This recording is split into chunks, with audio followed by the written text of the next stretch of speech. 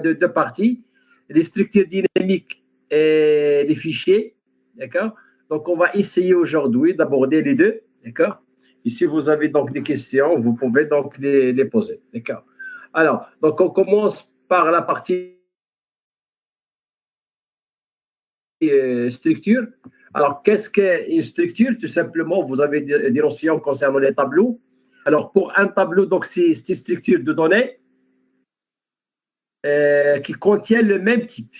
Donc, c'est-à-dire, vous pouvez déclarer un tableau, par exemple, entier T de 10, c'est-à-dire vous avez 10 cases, d'accord? Alors, Saïd, il faut entrer le nom. Saïd, entrez le nom, s'il vous plaît. Nom, prénom et CNE. Si vous avez un tableau entier, par exemple, T entre crochets 10, c'est-à-dire dans la mémoire, vous avez 10 cases et dans chaque case, vous avez donc une variable de type entière dans les différentes cases. Même type, entier. Le type entier dans ce cas. Alors, un tableau, c'est une structure de données, c'est-à-dire plusieurs cases, mémoire, et dans chaque case, je peux stocker, par exemple, je peux stocker entier, je peux stocker dans la deuxième case, par exemple, float, je peux stocker char, etc. Donc, vous avez plusieurs types de données, d'accord? Ça, c'est des structures, d'accord? Donc, la programmation C, il permet donc de gérer donc les structures, d'accord? Il permet de créer des propres types, des types qui n'existent pas avant. D'accord? Alors, les types qui existent. Normalement, les types qui existent, vous avez entier. Voilà, donc je vais taper donc, les types qui existent. Alors, par exemple, entier. Par exemple, long. Par exemple, float, réel. Par exemple, double. Il existe dans la programmation C. Par exemple, char. Alors, ce sont des types, il existe d'autres. Ce sont des types. Alors, Ashraf, il faut ajouter le CNE. D'accord? On a déjà donc parlé. Donc, pour rejoindre la discussion, la leçon en ligne, il faut respecter la contrainte nom, prénom CNE pour gérer donc l'absence. S'il vous plaît. Alors, ça, c'est obligatoire. De même pour Bahi. Donc, je vais nettoyer donc la liste des gens qui sont connectés. De même, Leïla, retirer. Donc, je vais nettoyer la liste et je vais faire la mise à jour de la liste. Chaque fois, je fais donc cette étape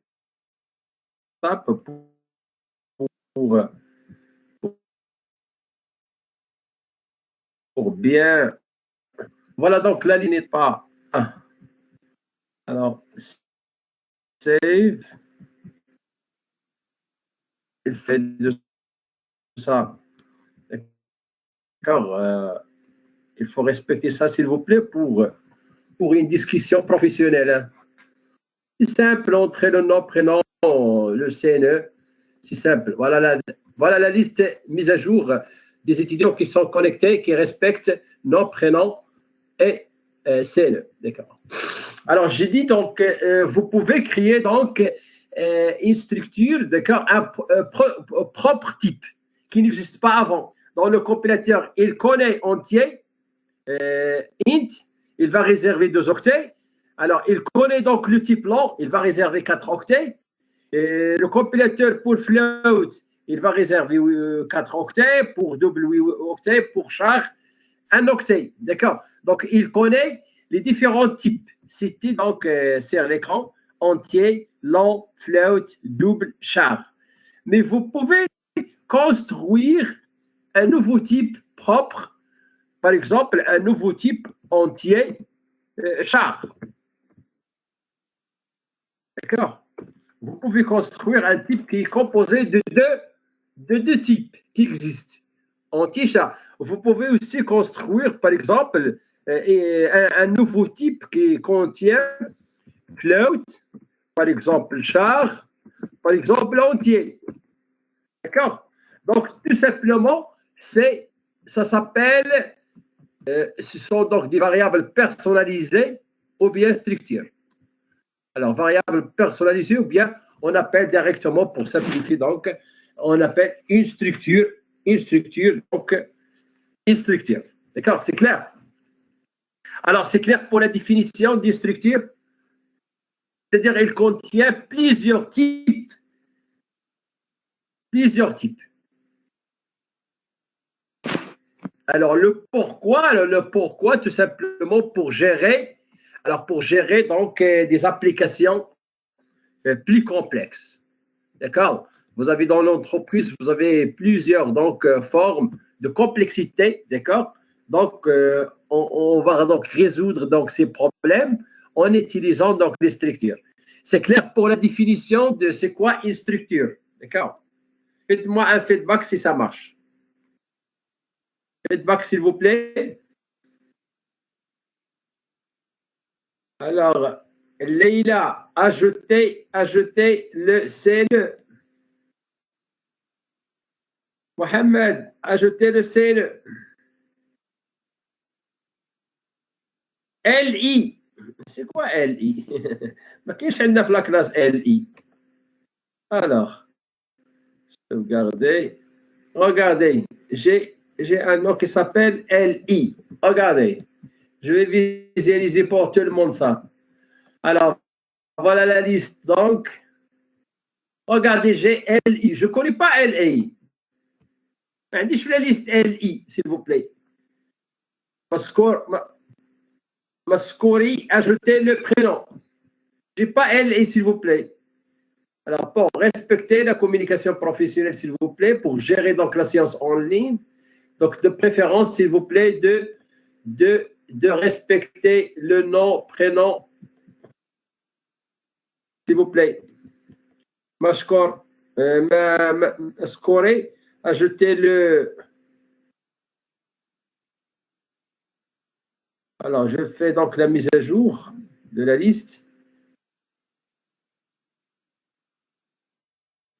Alors, bon, je vais donc supprimer ça. Voilà donc la liste. Alors, Leïla, ajoutez s'il vous plaît le CNE, s'il vous plaît. Le CNE, s'il vous plaît. On va perdre beaucoup de temps pour gérer tout simplement une tâche qui est très simple. Tapez nom, prénom, SNE.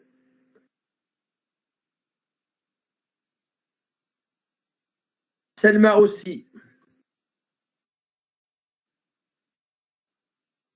On va perdre beaucoup de temps. Voilà. Donc, ça marche pour la définition de structure. C'est quoi une structure? Faites-moi des feedbacks, s'il vous plaît. Oui ou non, ou bien poser des questions si ça ne marche pas. Si ça marche, faites-moi donc un feedback.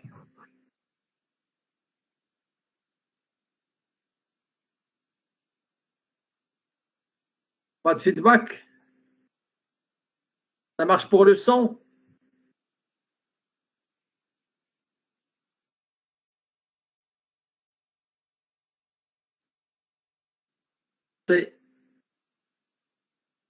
D'accord. Donc, la définition, donc, c'est un assemblage de plusieurs variables. Un assemblage de plusieurs variables, de différentes variables, contrairement à un tableau. Dans un tableau, vous avez seulement un seul type. D'accord? Vous pouvez déclarer donc un tableau. Donc, je vais déclarer par exemple ici un tableau de entier.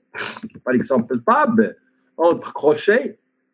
Ben, alors, par exemple, tab, j'ai écrit donc dans l'écran, donc entier tab de 20, c'est-à-dire j'ai donc une plage de données de 20 cases dans la mémoire et dans chaque case, vous avez seulement un seul type, c'est entier. Vous pouvez aussi déclarer float. Alors, par exemple, tab, par exemple, je fais donc crochet, alors 10. Alors, c'est-à-dire, j'ai dans la mémoire, donc j'ai un tableau, d'accord, de 10 cases, et dans chaque case, vous avez réel, float, d'accord. Alors, pour une structure, c'est le même tableau, c'est un tableau, mais il contient plusieurs types, d'accord. Je peux donc concevoir dans la mémoire une zone mémoire, et dans chaque case, je peux par exemple, dans la première case, je peux stocker entier. Dans la deuxième case, je peux stocker float. Par exemple, dans la troisième case, je vais stocker, par exemple, char. Comme ça. D'accord? Alors, voilà donc un tableau, par exemple, dans la mémoire. Par exemple, ici, j'ai 1, 2, 3, 4, 5. Alors, par exemple, ici, j'ai entier entre crochets T de 5. D'accord? Et voilà les adresses mémoire de votre tableau. Alors, pour une structure, par exemple, pour gérer, par exemple, les employés, alors pour un employé, j'ai besoin donc de matricule. Alors, je vais écrire pour un employé, par exemple. Alors, j'ai besoin donc de matricule. C'est le champ 1. Alors, deuxième, c'est le nom. D'accord? Troisième champ, par exemple, l'âge. Par exemple, la fonction, par exemple. Alors, la fonction, j'ai besoin de la fonction. Par exemple, le salaire, par exemple, le salaire brut, par exemple, salaire B. Alors, par exemple, le salaire brut, par exemple, et par exemple, le salaire net. Ah, pardon, le salaire net. Alors, donc, elle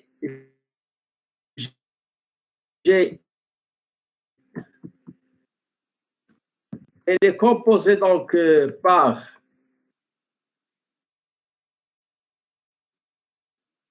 la fonction, donc matricule, nom, âge et le salaire brut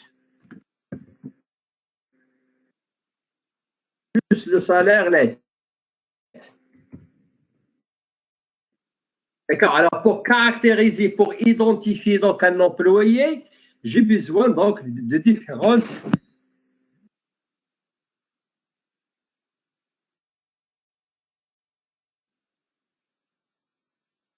Alors, pour identifier donc un employé au sein d'une entreprise, j'ai besoin donc de matricule, le nom, l'âge, fonction, d'accord, salaire.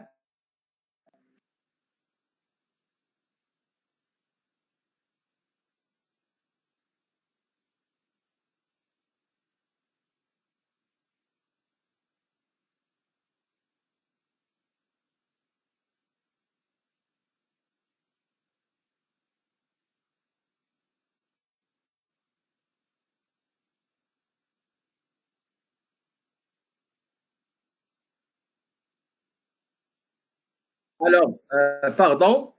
Alors, j'ai besoin donc pour un salarié, j'ai besoin donc de le matricule, d'accord, le code, l'identifiant, d'accord, le nom, l'âge par exemple, la fonction, le salaire brut et le salaire net, d'accord. Alors, la différence entre le salaire net et le salaire brut, tout simplement, le salaire net, c'est avec les indemnités.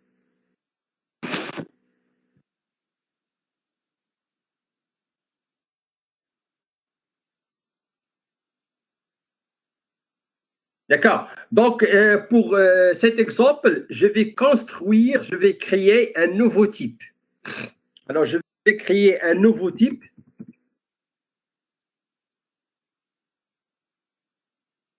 D'accord, qui s'appelle structure. Donc, je vais créer un nouveau type qui s'appelle structure. Alors, cette structure est composée. Alors, est composée de, d'accord, un tableau. Donc, il est composé de plusieurs. Alors, plusieurs. Il est composé de plusieurs.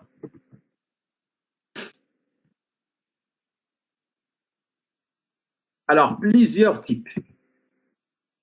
Alors, à savoir, donc j'ai matricule. Alors, matricule, donc c'est un code. Regardez ici dans le slide, un code, par exemple, A 1 3 0 12. D'accord? Donc, il est composé d'alphanumérique, les alphabets et les chiffres. D'accord? Donc, c'est char. Donc, on va déclarer char. Donc, vous avez le type concernant Benis. Donc, c'est aussi char. C'est un tableau. Char. Après, vous avez 35. Donc, c'est l'âge. Donc, c'est un entier. Après, vous avez la fonction ingénieur. Donc, c'est un tableau de char. Après, vous avez le salaire brut, d'accord? Sinon, vous n'avez pas donc les indemnités, d'accord? Le salaire de base, ou bien le salaire de base. Donc, c'est float. Et vous avez aussi donc le salaire net, donc c'est float. Voilà donc la structure créée, d'accord? Qui est composée de chars, c'est un tableau, plus un tableau char, plus un entier, plus un tableau char, plus float, d'accord? Donc, c'est une structure donc, qui est composée de 1, 2, 3, 4, 5, 6. Donc, 6 champs. Est-ce que vous avez des questions ou bien des remarques pour cette partie? Alors, si vous avez des questions, donnez-moi des questions, s'il vous plaît. Si vous avez des questions, j'attends votre réaction. J'attends de feedback, s'il vous plaît.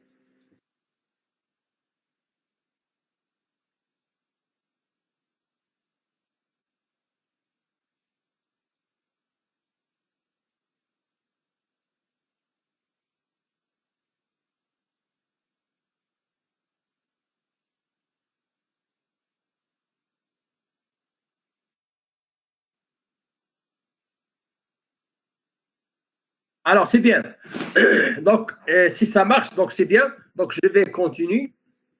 D'accord?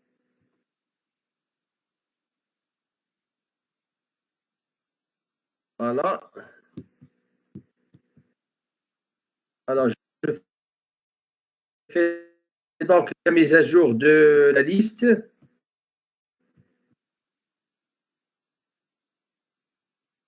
Rapidos.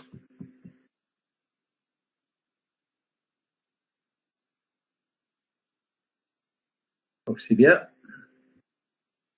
Alors, maintenant, donc, je vais donc définir donc, une structure, d'accord? Maintenant, la partie technique, d'accord? Alors, pour gérer à partir d'aujourd'hui, pour gérer donc les structures, je vais utiliser des fichiers en tête. Alors, on a déjà parlé des fichiers en tête. Alors, pour les applications complexes, donc je vais faire la gestion ou bien l'optimisation ou bien le management professionnel de votre cahier de charge via donc un fichier en tête. Alors, un fichier en tête, donc vous avez votre programme, la fonction main, et vous avez les fonctions F1, F2, F3 en bas. Donc, les prototypes, je vais ajouter donc un fichier. Je vais ajouter un fichier head en tête qui contient les prototypes, les déclarations de fonctions. Et de même pour une structure, il contient la définition de la structure. D'accord? La définition le nouveau donc, type. D'accord? Donc, le nouveau type, je vais donc l'insérer dans fichier.h. D'accord? Alors, le fichier .h, il contient maintenant le prototype des fonctions. D'accord? Alors, il contient les constantes, par exemple, define. Il contient aussi la définition de la structure. Alors, qu'est-ce que la définition de la structure? Alors, qu'est-ce que la définition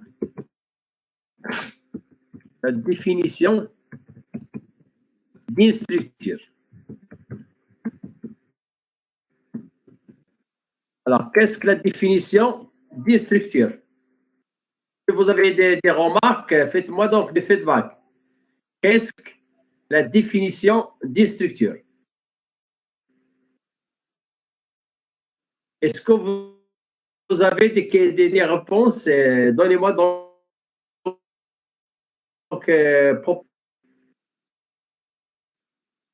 alors, le fichier en tête doit contenir donc il contient donc le fichier contient la définition de la structure utilisée par le programme. Alors, la structure, donc je vais utiliser un nouveau type avant de faire la déclaration. Alors, vous avez la déclaration et vous avez la définition. Alors, par exemple, si vous avez, par exemple, x entier, si vous avez x entier, je peux écrire tout simplement entier x comme ça. Ça, c'est la déclaration. Ça, c'est, j'ai déclaré, pardon, entier x point virgule. X point virgule, j'ai déclaré, ça c'est déclaration. Déclaration, alors d'une variable. Alors, entière x. Ça c'est déclaration d'une variable entière x. C'est-à-dire, au niveau mémoire, la réservation d'un espace mémoire. Donc, espace mémoire de 2 octets. De 2 octets. Ça, c'est la déclaration classique. Alors, maintenant, pour une structure. Alors, par exemple, dans la structure, j'ai par exemple matricule. Par exemple, j'ai matricule. J'ai donc, par exemple, matricule. J'ai le nom. Et j'ai, par exemple, salaire, par exemple. 3 champs. Char, float. Donc, alors, pour le compilateur, il ne connaît pas char, float. Alors, le compilateur, il connaît le compilateur. Donc, compilateur, on a déjà expliqué c'est quoi compilateur. Alors, compilateur, il connaît char et float.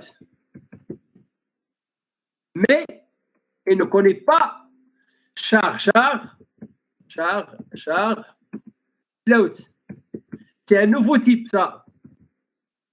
Alors, ça, c'est un nouveau type. Un nouveau type. Alors, pour le compilateur char, float, à côté, réservé dans la mémoire, cette partie char, c'est un tableau qui contient char. Tableau, alors qui contient, alors tableau contient,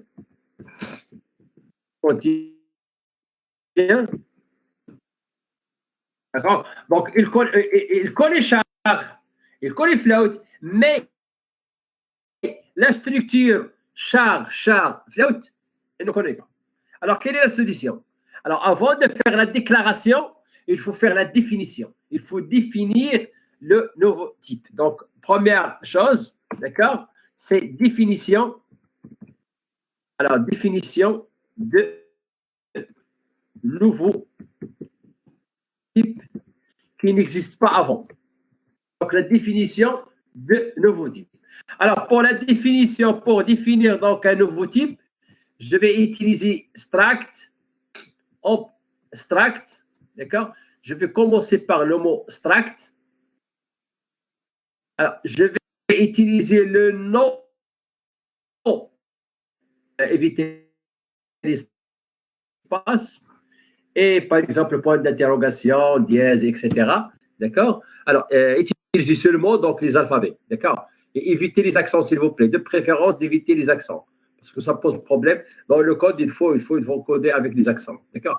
Alors, donc, le nom, ça, c'est le nom, d'accord, de la structure de nouveau type défini. D'accord? Je commence par les collades. Collade. Point virgule à la fin. Et je vais commencer par les différents types. Par exemple, j'ai char. Le type, par exemple, de la partie 1, matricule. Par exemple, j'ai le deuxième type, c'est char, concernant le nom. Et par exemple, le troisième type, c'est float, concernant le salaire. Et vous avez donc les variables. C'est un tableau statique, d'accord. Et salaire, c'est une variable de type float, d'accord. Alors, ça, c'est la définition. Alors, la définition donc d'un nouveau type, il faut l'insérer dans un fichier en tête. Il faut insérer dans un fichier en tête. Ça marche? Est-ce que vous avez des remarques concernant donc la définition? Pourquoi la définition? Il faut distinguer entre la définition d'un nouveau type et la déclaration en utilisant ce nouveau type. Faites-moi que si ça marche pour passer. Alors, faites-moi un feedback, s'il vous plaît. Faites-moi un feedback, s'il vous plaît.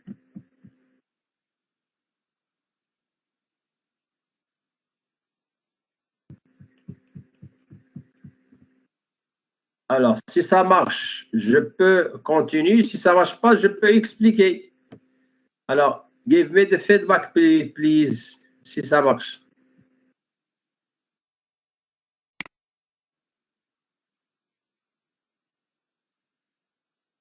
J'attends votre réaction.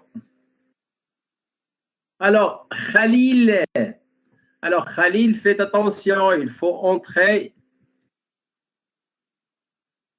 le nom, prénom, c'est monsieur Khalil.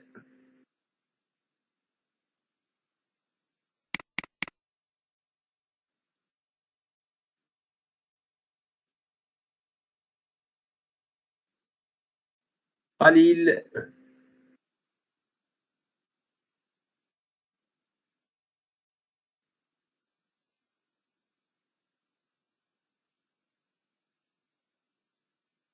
Alors, enregistrer.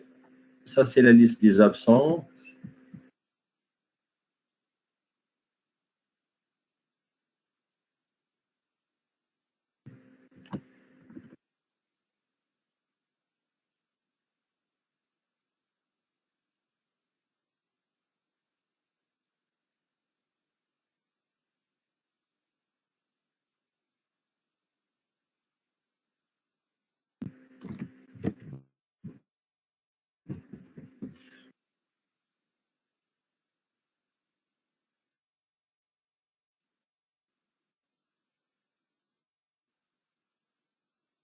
Peut passer. Alors maintenant, donc, j'ai fait donc, la définition de nouveaux types qui n'existent pas avant. Maintenant, donc, je peux faire la déclaration. Je peux l'utiliser, d'accord? Je peux l'utiliser simplement, d'accord? Donc, je connais le compilateur maintenant, il connaît le type select employé. Le compilateur maintenant, après la définition, il connaît donc ce type. Je vais utiliser donc, voilà. Maintenant, il connaît le type struct employé. D'accord? Donc, je peux déclarer, d'accord, une variable de type struct employé. Voilà le type. Ça, c'est le type. D'accord? Ça, c'est le type. Et ça, c'est la variable.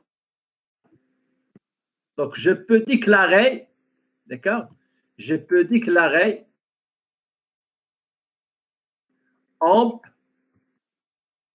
comme de type. Donc, ici, amp de type. Alors, j'ai déclaré ici amp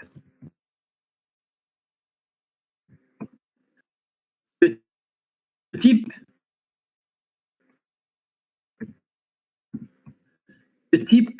struct, définition de struct. Donc, je peux déplacer ça comme ça, commentaire. Bon, maintenant, ici, c'est amp. C'est quoi amp? Tout simplement, c'est au type G300. 3 sous-types. Donc, amp, à l'intérieur, j'ai char, un tableau char de 20 caractères et un tableau char de 30 caractères et un float. D'accord? Et le type float. D'accord? Alors, maintenant, je fais la déclaration. Je peux faire donc l'accès. D'accord? Je peux accéder. Alors, pour accéder à une information, d'accord? Donc, j'ai fait la définition avant. J'ai stocké cette définition dans le fichier en tête, head. Alors, je peux faire la déclaration parce que le compilateur, il va consulter le fichier head. Il trouve donc la définition de struct qui est composée de char, un tableau char et un tableau et un float. D'accord? Donc, je peux déclarer la variable EMP. D'accord? Alors, maintenant, pour accéder, par exemple, pour entrer, la CISE, l'entrée, pour entrer, par exemple, un employé. Donc, j'ai besoin d'un matricule, le nom et son salaire. D'accord? Alors, pour accéder, je vais donc l'accès aux paramètres ou bien au champ d'une structure. Alors, comment on peut accéder? Alors, l'accès en utilisant deux types d'opérateurs. Alors, soit d'utiliser l'opérateur point. Alors, soit d'utiliser l'opérateur point, d'accord? Soit d'utiliser l'opérateur flèche. Alors, deux types d'opérateurs. Soit l'opérateur point. Alors, normalement, l'année dernière, vous avez utilisé l'opérateur point. C'est clair? Dans le programme à l'INSA, en première année, dans les structures, donc on utilise l'opérateur point. Oui, d'accord. Alors, en deuxième année, c'est la programmation avancée. Alors, en deuxième année, c'est la programmation avancée. Donc, on utilise l'allocation dynamique. Alors, l'allocation dynamique, on va utiliser l'opérateur flèche. Alors, pour le programme de la programmation avancée de la deuxième année, on utilise flèche, donc tiret supérieur. Alors, la différence, ça, c'est statique. Alors, ça, c'est statique. Et ça, c'est dynamique. D'accord? Si vous avez donc une structure statique, étoile, Mohamed, c'est-à-dire étoile, quelle est votre remarque, s'il vous plaît? Allez, Mohamed, expliquez votre question.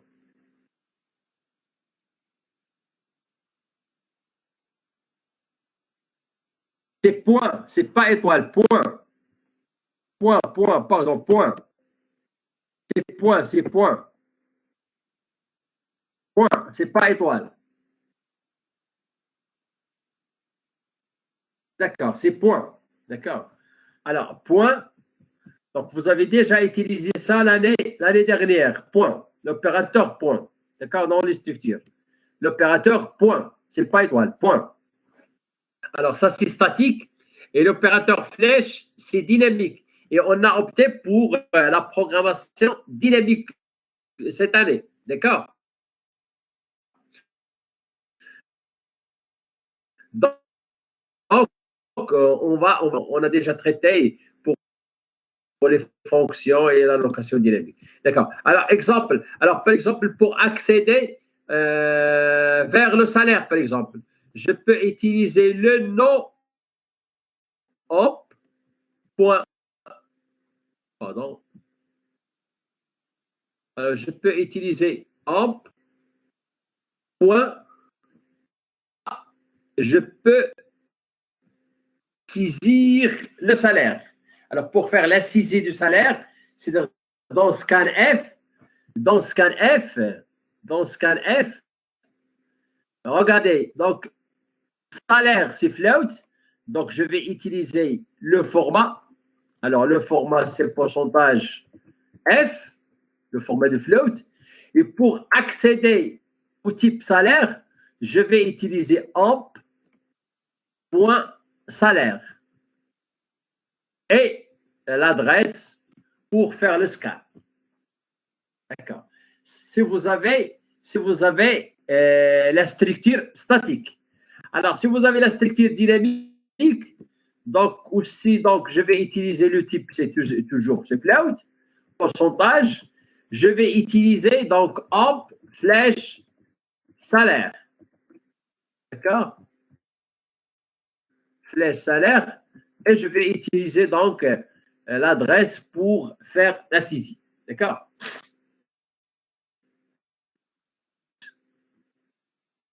Donc, si vous avez une structure dynamique, alors une structure dynamique, c'est comme ça. Donc, étoile, amp. Étoile, amp. D'accord?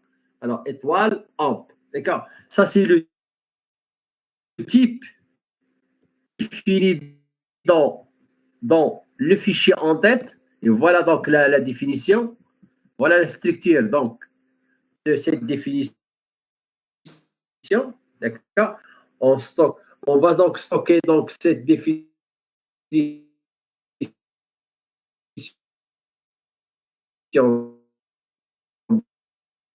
bon, point H, le compilateur étoile parce que j'ai une structure dynamique, d'accord? Je ne connais pas le nombre, d'accord? Par contre, ici, donc, je peux utiliser entre crochets le nombre. Je peux utiliser entre crochets ici, je peux utiliser par exemple 10. Je peux utiliser par exemple ici 10, c'est-à-dire je vais entrer par exemple 10 employés. Ça, c'est une structure statique, d'accord? C'est une structure statique. Alors ici, c'est une structure dynamique. Je ne connais pas le nombre d'articles.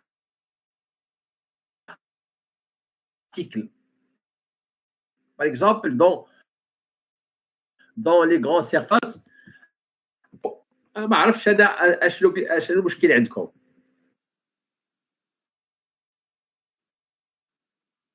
Je n'ai pas compris bien le problème des étudiants.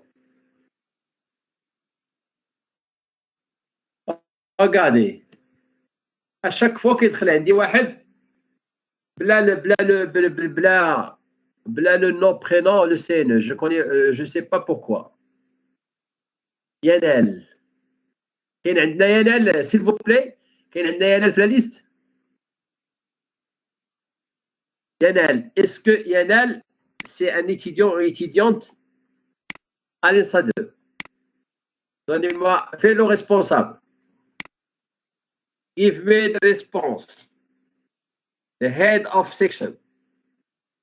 CP2.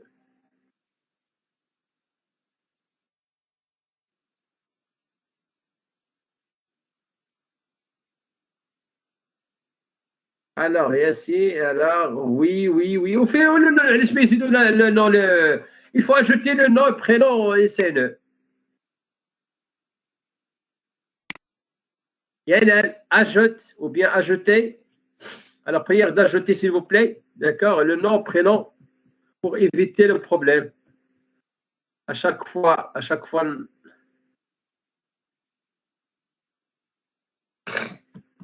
Voilà. Alors, est-ce que vous avez des questions pour cette partie? Alors, alors j'ai une question ici. Donc, je peux écrire donc la question ici. Voilà. Alors, copier. Je vais copier donc. Je vais commencer par cette question. Alors, je vais donc insérer. Voilà, nouveau. Alors,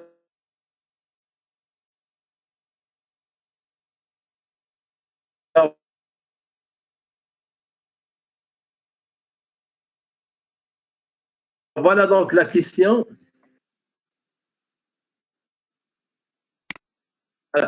Attendez, je vais répondre, je vais faire après, je vais attaquer les différents membres. Alors, c'est monsieur, monsieur Ahmed El Mohamed El Mohamdid. El Mohamdid, il a écrit c'est le matricule type char et entier. Par exemple, monsieur Ahmed, c'est pas le matricule, il est composé de deux types. D'accord? C'est pas deux types.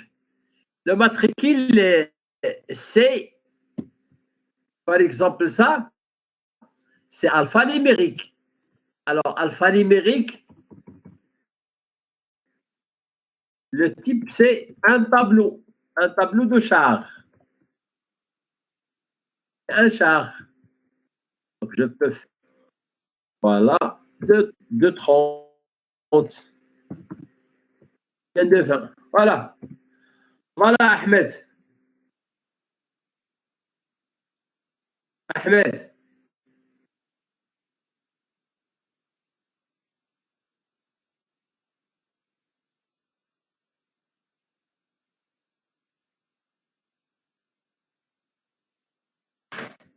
C'est clair, Ahmed, ou non? Alors, ça, c'est alphanumérique. Alphanumérique, c'est-à-dire le champ, il est composé de les alphabets et les chiffres. Si vous avez donc une variable qui est composée des alphabets et des chiffres, c'est char. C'est un tableau de char. Ahmed, ça marche pour la réponse ou bien je vais expliquer? Faites-moi un feedback, Ahmed. Ahmed, ça marche pour la réponse? Est-ce que ça marche ou non? Est-ce que c'est clair ou non, Ahmed? Tapez oui ou non. D'accord. Alors, monsieur, voilà, Ahmed, j'attends la réponse d'Ahmed. Oui, ça marche. Donc, je vais aller vers Ilyes. Alors, Mohamed Ilyes, alors je vais faire donc copier-coller concernant la question de. Voilà. Alors, ça, c'est la question de Ilyes. Alors, monsieur, donc pourquoi on n'utilise pas donc char pour toutes les opérations? Ce sont que les chars prennent moins d'espace. Oh là là, là, là, là, là, là. C'est-à-dire, Elias, il prend moins d'espace. C'est-à-dire, pour float, si je le salaire, si je le salaire,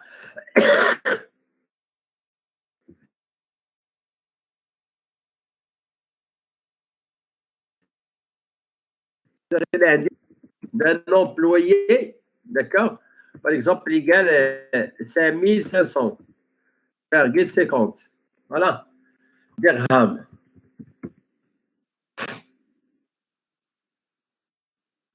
D'accord.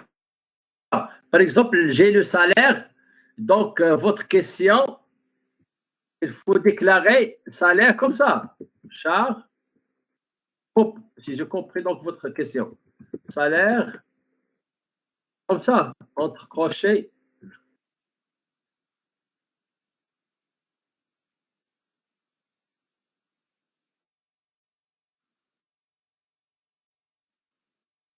Est-ce que votre question, c'est ça, pour l'exemple de salaire? Chez les pétrole? Oui. Alors, moi, je dis, et pour les autres, ça marche ça ou non? Si vous avez le salaire comme ça, est-ce que je peux utiliser ça?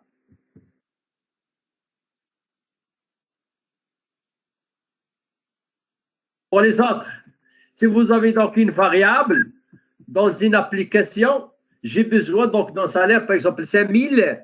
Voilà. Est-ce que je peux faire cette déclaration? Elias, il dit, si on utilise cette déclaration, on a moins d'espace. Alors, Farah, il dit non. Moi-même, c'est non. Pourquoi? Pourquoi, Farah? Votre réponse est correcte. C'est non. Je ne peux pas. Mais pourquoi ça ne marche pas?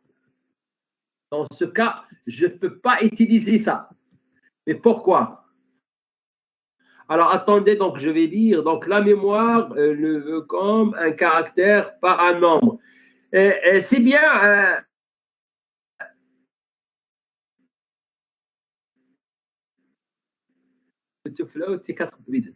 Moed, ajoutez une explication.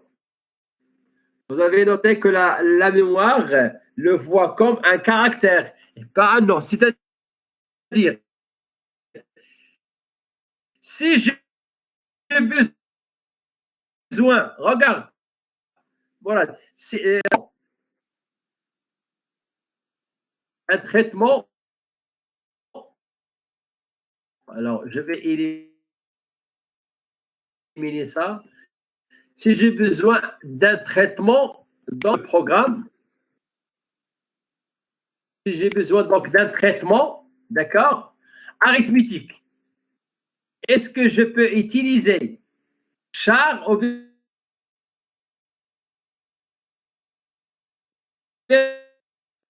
float?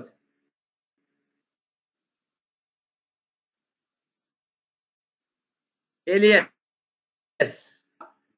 qui nécessite une opération arithmétique, char ou bien float?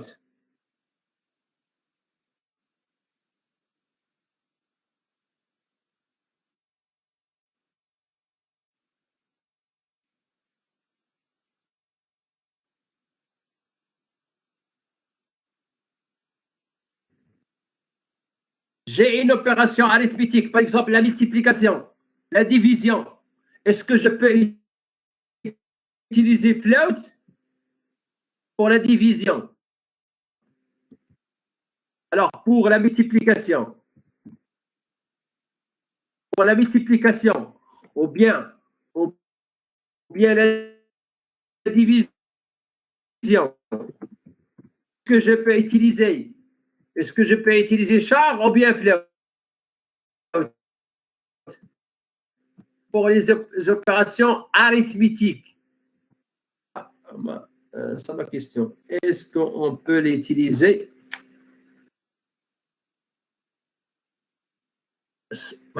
Elias, il a changé la question. Est-ce qu'on peut utiliser char? C'est-à-dire, Elias, راك تجاوبوك.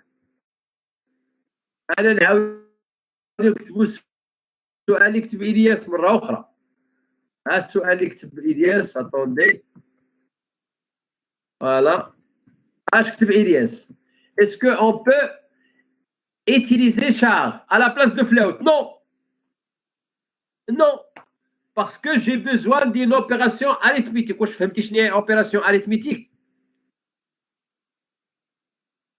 Dans char, je ne peux pas utiliser opération arithmétique. Si je déclare une variable de type char, je peux multiplier ou diviser ou c'est la conversion. Si je fais la conversion, je vais ajouter beaucoup de temps pour le programme. Donc, il y a la précision. Et là, il faut utiliser, il faut coder avec précision. Il faut regarder votre code. Si une variable, si j'ai besoin d'une variable, d'accord, réelle, donc c'est déclaré float. Si j'ai besoin, dans le cahier de charge, si j'ai besoin donc d'une variable entière, c'est pas réel. Parce qu'il y a une différence entre réel et float. D'accord? Alors, réel, float, entier, vous n'avez pas la partie entière. Par exemple, 15, la valeur 15. Alors, la valeur 15, c'est entier. Et aussi, ou float. Pourquoi? Le nombre 15, c'est entier et float. Opération, par la suite, j'ai des opérations arithmétiques avec des floats. Donc, de préférence d'utiliser 15 comme float, c'est-à-dire 15 avec point. D'accord? Avec point, c'est-à-dire 15 virgules. D'accord? C'est clair, Elias? C'est bien, il a noté oui. Est-ce que vous avez des questions, d'autres questions, s'il vous plaît, pour passer? Alors, d'autres questions, s'il vous plaît, pour cette partie? Pour cette partie, pour. D'accord, ça marche. Donc, je vais aller vers le slide suivant.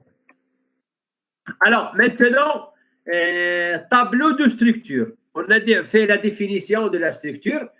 On a dit que la définition, d'accord, il faut la stocker dans un fichier en tête.h et dans le programme, il faut faire la déclaration, d'accord? Alors, par exemple, ici, donc ça, c'est la définition.